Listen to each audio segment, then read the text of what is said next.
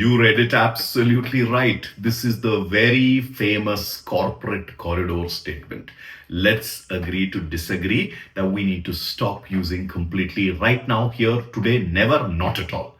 Because we are wasting an organization's time. And when you're wasting an organization's time, you're wasting every single individual's time.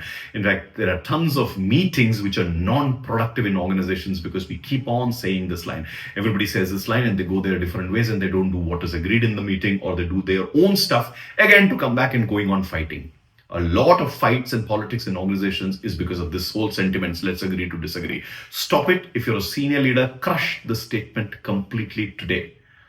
Remember, an organization is not a convincing context.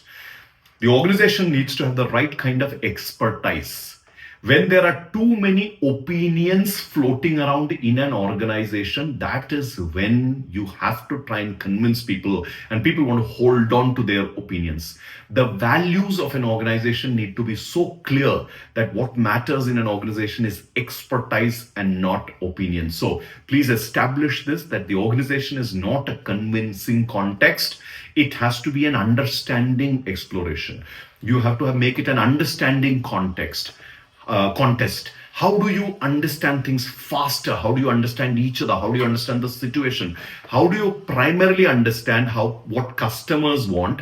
How can you deliver that with the wherewithal and within the boundaries that stakeholders, including regulators, have created? And how can employees work better? So the organization is a constant game of understanding how can you deliver things to the customers within the boundaries of what stakeholders have put down, and using the employees and the wherewithal and the tools that you have in the organization. So stop making the organization a convincing a contest. Make it a understanding contest. Do things faster, better, cheaper, right? Let that stay with you.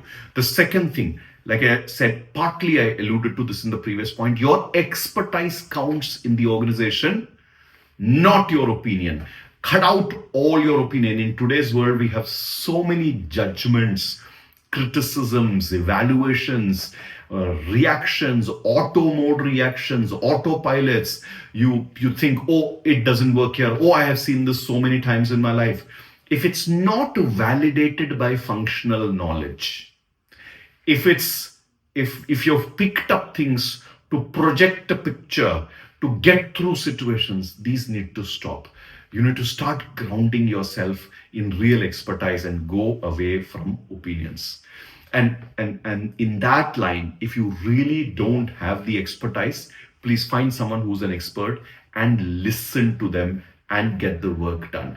You may have great conversation ability, great presentation skills, great aura, presence, charm, charisma, etc. That doesn't make you a great leader. A great leader is someone who makes the team win, the organization win. It's not about projecting yourself. Get out of the popularity contests in organization. Get out of that ivory tower that you sit in, judging others simply because they can't speak polished English or make a polished presentation.